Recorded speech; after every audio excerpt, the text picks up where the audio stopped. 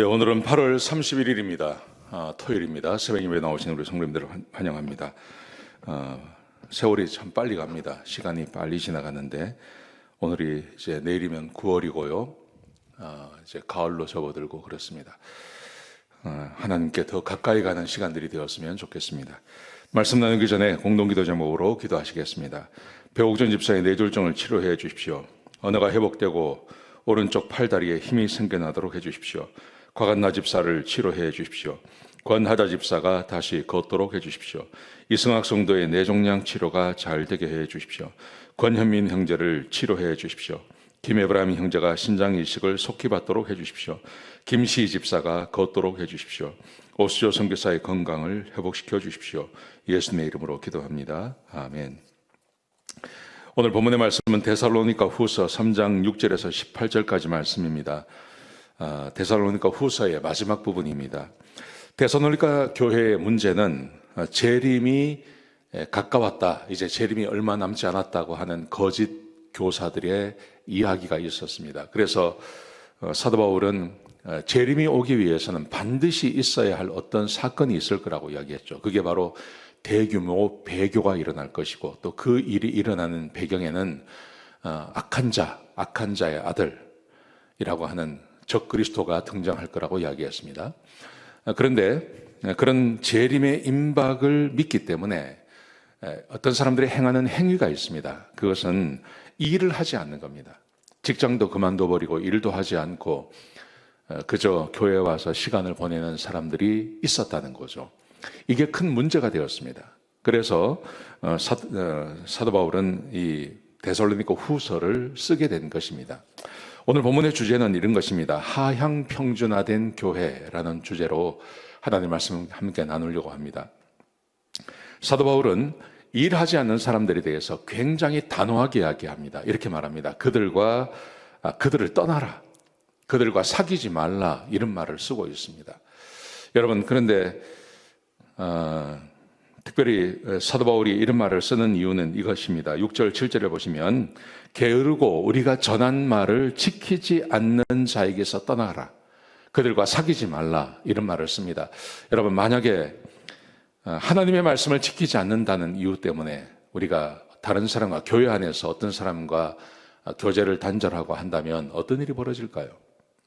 아마 우리 현대 교회에서는 상상도 할 수 없는 일일 것입니다. 그런데 사도 바울은 데살로니가 교인들에게 이것을 요구했다는 것입니다.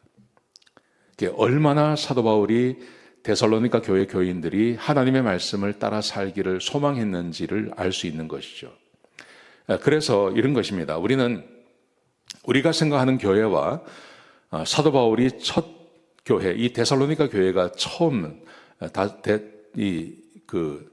성경을 쓴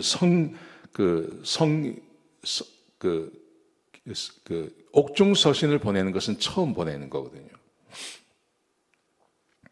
또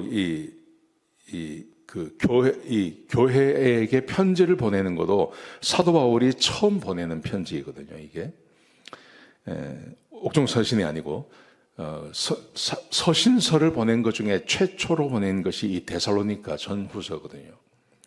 그러니까 사도 바울이 교회를 이렇게 시작하면서 사도 바울이 가지고 있던 교회에 대한 그 생각, 교회가 가져야 할 가장 기본적인 것, 이런 것에 대한 마음이 굉장히 크다는 것입니다. 우리가 생각하는 것 이상의 것을 사도 바울이 요구하고 있고 그것을 생각하고 있다는 의미인 것이죠. 자, 한번 보시겠습니다. 어떤 것인지 보시겠습니다. 이렇게 말을 합니다. 6절에 보시면 게으르고 우리가 전한 것을 지키지 않는 자에게서 떠나가라, 우리는 무질서하게 행하지 않았다, 이렇게 말을 합니다. 교회 안에서 하나님 말씀대로 살지 않는 사람들, 교제하지 않는다는 겁니다. 뒤에 가면 원수처럼 생각하지 말고 그래도 형제처럼 대하라는 말은 있습니다. 그런데 하나님 말씀대로 살지 않고 이 교회에 적을 두고 살아간다는 것은 거의 불가능한 일이죠. 그 다음에 8절에서 9절 말씀 보시면 사도 바울이 이렇게 말합니다. 우리가 모본을 보였다고 말합니다. 우리가 수고하고 주야로 일을 하면서 이 데살로니가 교회를 세운 것입니다. 3개월 동안 이곳에 있었습니다. 물론 안디옥 교회가 사도 바울이 일할 수 있도록, 사도 바울이 사역을 할 수 있도록 계속해서 금전적인 지원을 해 주었습니다. 안디옥 교회가 그 일을 했죠. 그런데 데살로니가 교회가 세워지는 과정 안에서는 데살로니가 교회로부터 어떤 도움도 받지 않았다는 것입니다. 왜냐하면 일하는 모습을 보여줘서 복음을 증거하고 하지만 복음을 증거하고 예수님을 믿기 때문에 아무것도 일하지 않고 그냥 교회에서만 살아간다 하는 것은 그것은 올바른 믿음이 아니라는 것을 보여주기 위해서 그렇게 했다는 것입니다. 사도 바울도 일을 하면서 보여주었다는 거죠. 현재 일을 하면서 보여주었다는 것이죠.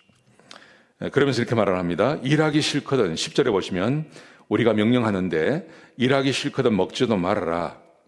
너희 가운데 게으르고 일하지 않고 일을 만드는 사람들이 있다고 하는데 이런 자에게 명령한다. 12절에 보시면 조용히 일하고 자기 양식을 먹으라고 이야기합니다. 일하라고 이야기합니다. 일해서 내가 거기서 정당한 수입을 얻고 그리고 그 수입을 가지고 살아가야 한다. 주님이 금방 오신다고 하지만 그 때와 시한을 우리가 모르기 때문에 그리고 분명한 배도의 시간이 있어야 하기 때문에 적그리스도가 드러나야 하기 때문에 이게 아니라고 이야기하죠. 그래서 일을 할 것을 그들에게 명령합니다. 그러면서 14절에 보시면 이 편지에 순종하지 않는 자가 있다면 사귀지 말라고 이야기합니다. 얼마나 단호하게 말하는지 모릅니다. 여러분, 제가 오늘 제목을 하향 평준화된 교회라고 했습니다. 그 이유가 어디 있냐 하면 우리가 생각하는 교회, 우리가 생각하는 교회는 누가 누구에게 어떤 상처도 줘서는 안 됩니다. 아무리 교회에서 잘못을 해도 그 잘못에 대해서 지적하면 안 된다 이렇게 생각을 하고 있죠. 그런데 초대교회는 그러지 않았다는 것입니다. 사도 바울은 그렇지 않고 하나님 말씀에 순종하지 않는 사람과 사귀지 마라. 그들을 떠나가라. 물론 원수처럼은 대하지 않지만 형제로 대하지만 사귀지 않아서 그 사람이 스스로 부끄럽게 여기도록 하라 하는 말을 합니다. 이게 어떤 의미냐 하면 왕따시키라는 말입니다. 왕따시켜서 내가 왕따가 되어서 부끄러움을 스스로 느끼도록 하라 이렇게 명령을 하고 있죠. 요즘 교회에서 이렇게 했다가는 어떻게 하겠습니까? 아마 교회 내에서도 반발하는 사람이 있을 것입니다. 그런데 왜 이런 일이 벌어지냐 하면 교회의 도덕성이나 하나님의 말씀을 대하는 태도 이런 것이 다 하향 평준화가 된 거예요. 그래서 아예 하지 못할 일로 규정해 놓고 있는 거죠. 하나님께서 서로 사랑하라고 이야기했습니다. 여러분 그렇게 서로 사랑하는데 그 사랑의 목적이 어디 있습니까? 그 사랑의 목적이라는 것은 범죄하고 죄를 짓고 하나님 말씀대로 살지 않는 것을 더 강화시키기 위해서 사랑하라는 말이 아니지 않습니까? 우리가 서로 사랑한다는 말은 서로 하나님의 말씀에 더 순종하도록 하기 위해서 그렇게 하는 것이죠. 근데 범죄하고 죄를 짓고 하는 사람들에게는 너희가 사귀지 마라. 그래서 부끄러움을 느끼게 만들고 그 안으로 자기도 일을 해서 하나님의 말씀에 순종함으로 교회의 일원이 되도록 하라 하는 의미가 거기에 속해 있는 것이죠. 여러분 이렇게 따져보면 현대교회는 하향 평준화된 것이 맞습니다. 하향 평준화된 것이 맞습니다. 오히려 하나님의 말씀대로 살려고 하는 사람이 이상한 취급을 받는 것이 교회이죠. 그것을 요구하는 것도 어떻게 보면 무리한 요구라고 생각하고요. 그런데 이 사도 바울은 데살로니가 교회를 마지막 말을 하면서 이 문제를 드러내고 있는 것입니다. 여러분 그러므로 오늘 본문에 우리에게 주고 있는 교훈은 이것입니다. 하나님의 말씀대로 사는 것이 정상입니다. 그것을 요구하는 것도 정상입니다. 그렇게 하루하루 살아가는 것이 정상이라는 것이죠. 여러분 우리는 하향 평준화된 교회가 아니라 정상적인 교회가 되었으면 좋겠습니다. 우리 하나님께서 세상에 교회를 세우시고 그 교회를 향하신 하나님의 꿈이 있는데 그 꿈이 이루어지는 교회, 하나님의 말씀에 절대 순종하는 교회. 이제 월요일부터 우리가 느헤미야를 보게 될 것입니다. 느헤미야가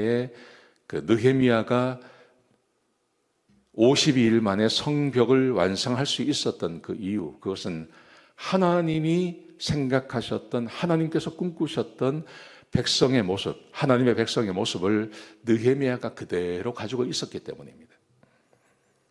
자기가 왜 고난받는지 알고 하나님 말씀대로요.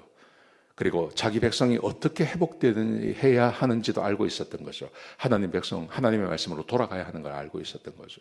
그래서 그 교회가 세워지는 것입니다. 지금도 마찬가지라고 생각합니다.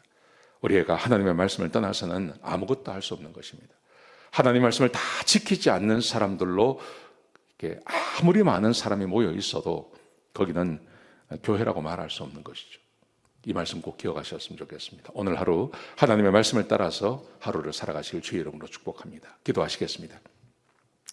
아버지 하나님, 귀한 말씀 주셔서 감사합니다. 하나님의 말씀을 따라 살게 해 주시옵소서. 주의 말씀을 따라 살게 해 주시옵소서. 교회가 하향 평준화되지 않게 하시고 하나님께서 원하시는 그런 좋은 교회, 아름다운 교회가 될 수 있도록 축복하여 주옵소서. 하나님을 사랑하고 하나님의 말씀을 사랑하는 교회가 되게 인도하여 주옵소서. 주님 감사합니다. 예수님의 귀하신 이름으로 기도드렸습니다. 아멘.